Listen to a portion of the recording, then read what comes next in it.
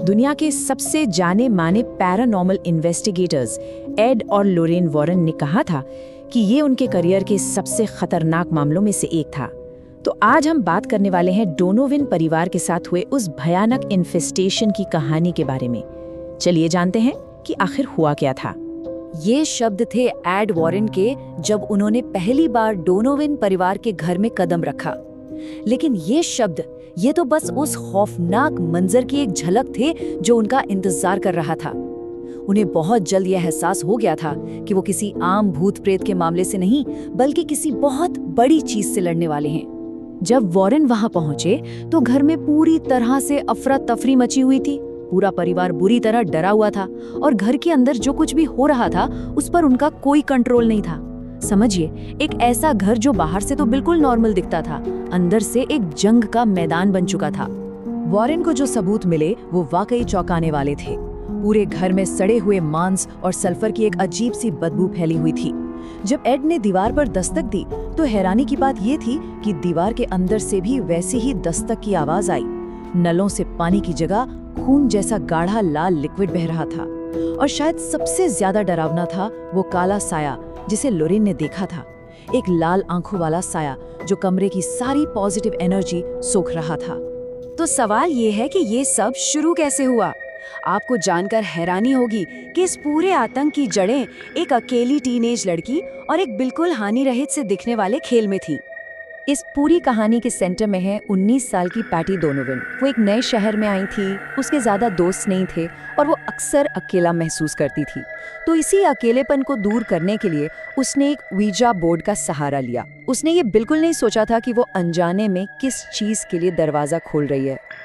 अपने अकेलेपन में पैटी ने बोर्ड से एक बहुत ही मासूम सा सवाल पूछा, क्या तुम मेरे दोस्त बनोगे? बस इसी एक सवाल ने एक ऐसी शक्ति के लिए दरवाजा खोल दिया जो शायद इसी मौके का इंतजार कर रही थी। जवाब तुरंत आया। प्लानचेट सीधा यस पर जाके रुक गया, जिससे पैटी को लगा कि चलो उसे एक दोस्त मिल गया है। पर असल में ये एक बहुत ही चालाकी से बुने गए जाल का पहला कदम था। लेकिन वो शक्ति सिर्फ एक दोस्त बनकर नहीं रहना चाहती थी। यस के ठीक बाद प्लानचेट ने स्पेल किया बॉयफ्रेंड। ये एक चाल थी, पैटी के अकेलेपन का फायदा उठाने का एक सोचा समझा तरीका। उस शक्ति ने खुद को एक 19 साल के लड़के की आत्मा बताया और पैटी की तारीफें करने लगा, जिससे पैटी को धीरे धीरे उस पर भरोसा हो गया। जो चीज एक धोखे से शुरू हुई थी वो बहुत जल्द एक भयानक और फिजिकल आतंक में बदल गई। अब घर में अजीबोगरीब चीजें बहुत तेजी से बढ़ने लगी। आप देखिए कि ये सब कितने तेजी से आगे बढ़ा। पहले हफ्ते दीवारों से सिर्फ दस्तक की आवाजें आती थी। तीसरे हफ्ते तक घर में गंदी बदबू फैल गई और नलों से वो लाल लिक्विड निकलने लगा। चौथे हफ्ते में दीवारों पर खरोंच के निशान दिखने लगे। और फिर आई 31 मार्च 1974 की रात, जब आतंक अपने पीक पर पहुंच गया। एक 100 किलो का भारी भरकम ड्रेसर हवा में उड़ गया और बाकी फर्नीचर भी कमरे में इधर उधर उड़ने लगा। और सबसे जरूरी बात ये थी कि जब डरा हुआ परिवार घर छोड़कर एक होटल में भाग गया तो ये आतंक उनके पीछे वहां भी पहुंच गया।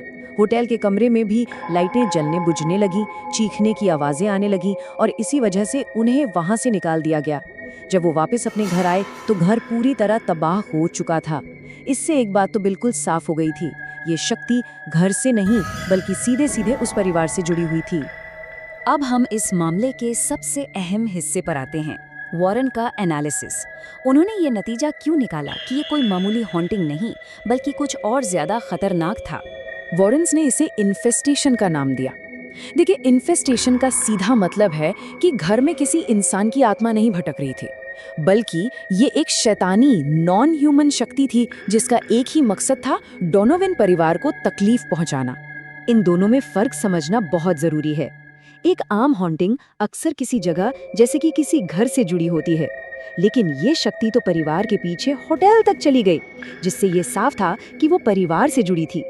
ये बेहद चालाक थी, जिसने पैटी का भरोसा जीतने के लिए एक टीनेज लड़के का नाटक किया और इसका मकसद सिर्फ डराना नहीं था बल्कि नुकसान पहुंचाना और आखिर में किसी पर कब्जा करना था।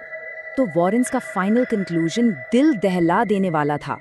ऊइजा बोर्ड के जरिए बात करने वाला कोई अकेला टीनेज लड़का था ही नहीं, वो एक खतरनाक शैतानी शक्ति थी जिसने पैटी के अकेलेपन का फायदा उठाया, झूठ बोला और उसे बहकाकर उनके घर और उनकी जिंदगी में अपनी जगह बना ली।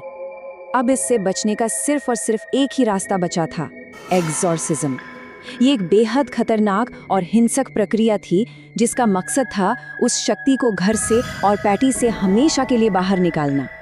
जैसे ही पादरी ने प्रार्थना शुरू की, वो घर एक वॉर जोन में बदल गया। कमरे का तापमान अचानक बर्फ जैसा ठंडा हो गया, दीवारें कांपने लगी और खिड़कियां टूट गईं।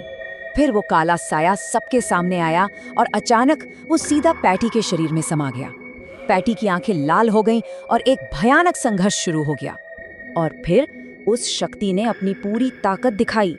पैटी अचानक हवा में उठने लगी और अगले ही पल एक अनदेखी ताकत ने उसे जोर से लगभग 5 फीट दूर दीवार पर फेंक दिया, जिससे वो दीवार से टकराकर बेहोश हो गई। और जैसे ही पैटी बेहोश हुई, घर में एक अजीब सी खामोशी छा गई। सब कुछ थम गया, सारी आवाजें बंद हो गईं। वो गंदी बदबू एक पल में गायब हो गई और नलों से फिर से साफ पानी बहने लगा। एग्जॉर्सिज्म पूरा हो चुका था, वो आतंक खत्म हो गया था। डोनोविन परिवार तो बच गया, लेकिन ये मामला एक बहुत गंभीर सवाल पीछे छोड़ जाता है। कुछ दरवाजे ऐसे होते हैं जिन्हें हमेशा बंद ही रहना चाहिए, क्योंकि सवाल ये है कि एक बार वे खुल जाएं, तो क्या होता है जब उन्हें वापस बंद नहीं किया जा सकता।